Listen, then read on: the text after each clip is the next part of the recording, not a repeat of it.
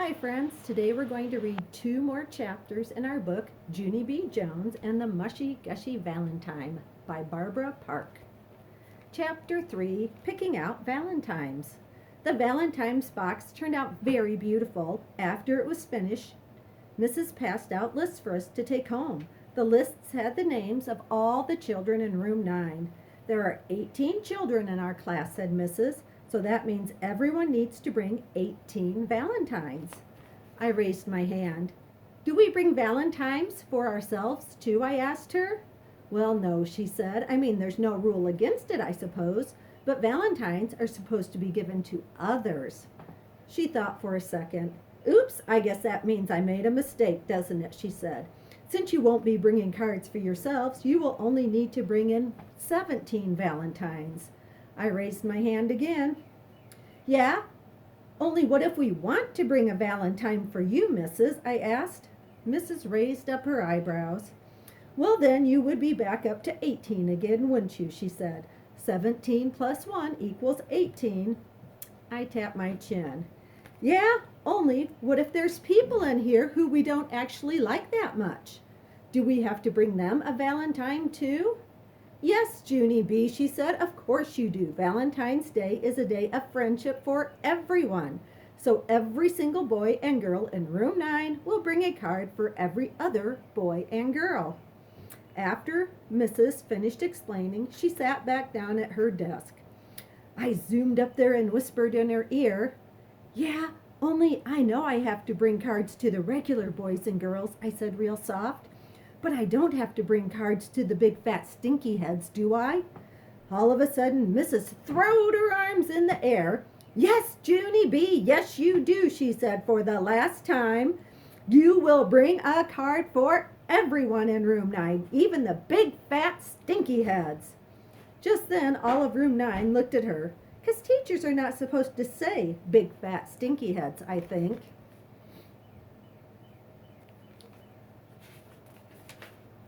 After that, Mrs. closed her eyes for a real long time.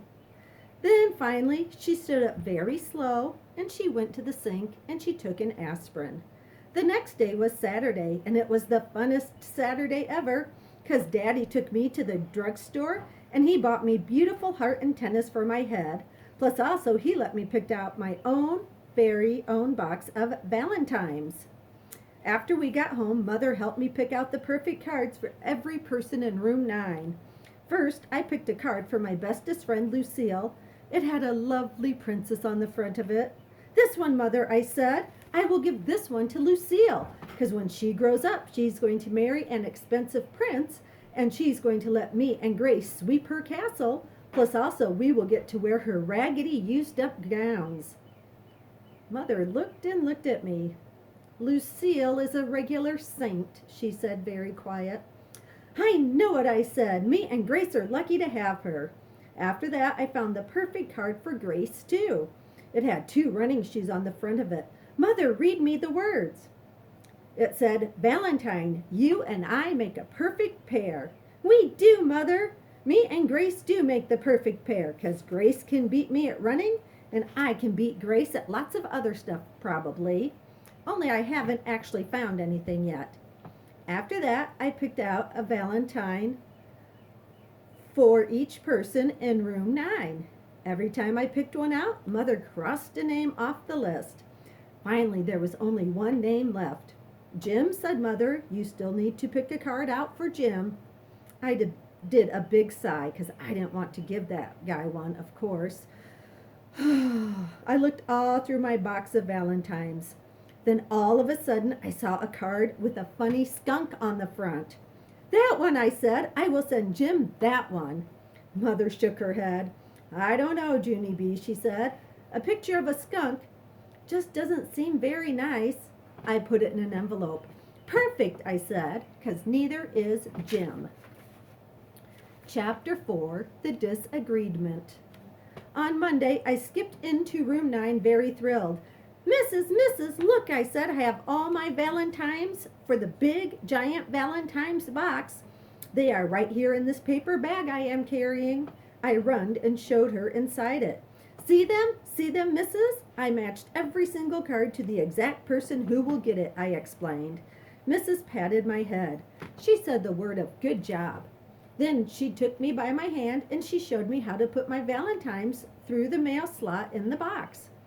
I do believe that you are the very first person in room 9 to bring your cards in, said Mrs. I did a gasp at that exciting news. First, Mrs., I asked. I am really first? After that, I springed way high in the air and I ran around and around in a circle. I've never been first at anything before, I said real squealy. Not ever, never. And so what is my prize for winning? I closed my eyes and held out my hands. Put it right in my hands, okay, Mrs.? I won't even peek, I promise. After that, I stood there real patient, but nothing got put in my hands. Finally, Mrs. bended down next to my ear. Junie B, honey, I'm really sorry, but there is no prize, she said. We weren't actually having a contest. I opened my eyes. We weren't, I asked. Mrs. shook her head. No. My shoulder slumped a teeny bit. So then a prize would be out of the question, probably, I said. Mrs. shrugged. I'm afraid I didn't buy any prizes, she said. After that, I rocked back and forth on my feet, and I thought and thought. Would you have a mint in your drawer, maybe, or some stickers, I asked. Mrs. smiled. Then she took me to her desk, and we looked in her drawer. How about a broken piece of chalk and a yellow rubber band, she asked. Sold, I said. After that, Mrs. told me congratulations, and she gave me my prizes. I quick skipped to my table to show them to Lucille. She wrinkled up her nose. Yuck, have you been going through the trash can again? She asked. No, silly, these are my prizes, I said.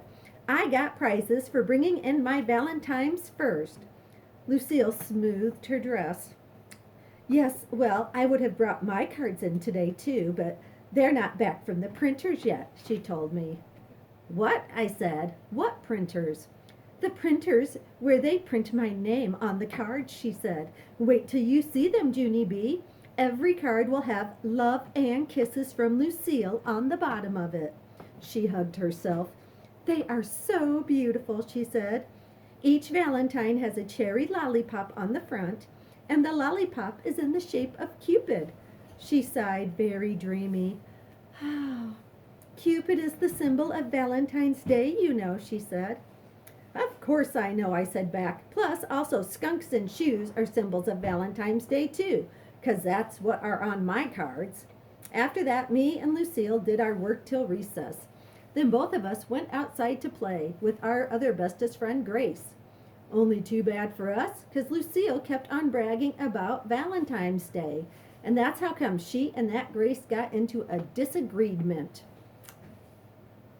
I am going to get more Valentines than anyone, bragged Lucille. That's because the boys love me better than any other girl, and they will bring me lots and lots of cards. Grace looked curious at her. But Mrs. said to only bring one card for every boy and girl, remember? Not lots and lots. Lucille flounced her flouncy dress. Silly Grace, look at me for goodness sake. I am precious, and when you're precious, boys automatically bring you lots of Valentines. They just can't help themselves. She twirled all around. I am the cutest girl in room 9, Grace, she said. I am way cuter than anyone else here.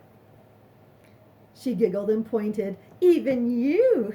After that, Grace did a little frown, 'cause that hurt her feelings, I think. I tapped on Lucille.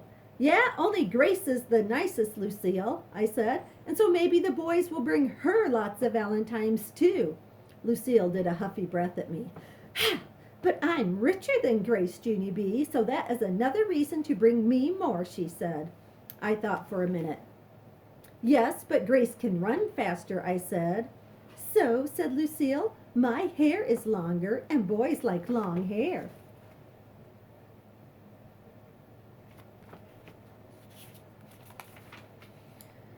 I looked at Grace's head. But Grace's hair is springier and curlier, I said, and that is as cute as a button. Lucille made squinty eyes at me. But I have a big screen TV and a pool, she said real loud. That's how come me and that Grace leaned our heads together and we got in a huggle. Finally, I looked up at Lucille. Okay, here's what we came up with, I said. Grace can whistle through her teeth, plus she can wiggle her ears, and also she can dribble a basketball through her legs while she's running. Lucille jumped up and down. But I have a pony, she hollered. I patted her very sympathetic. Sorry, I said real soft. Grace has a snake. After that, Lucille's shoulders got very sagging, and she sat down in the grass, 'cause boys love snakes better than anything. Pretty soon, that Grace sat down next to Lucille, and she put her arm around Lucille's shoulders and she patted her. 'Cause guess what else? Grace is a good sport. So check back later and we will do 2 more chapters of Junie B. Jones and the Mushy, Gushy Valentine. Thanks for watching. Bye.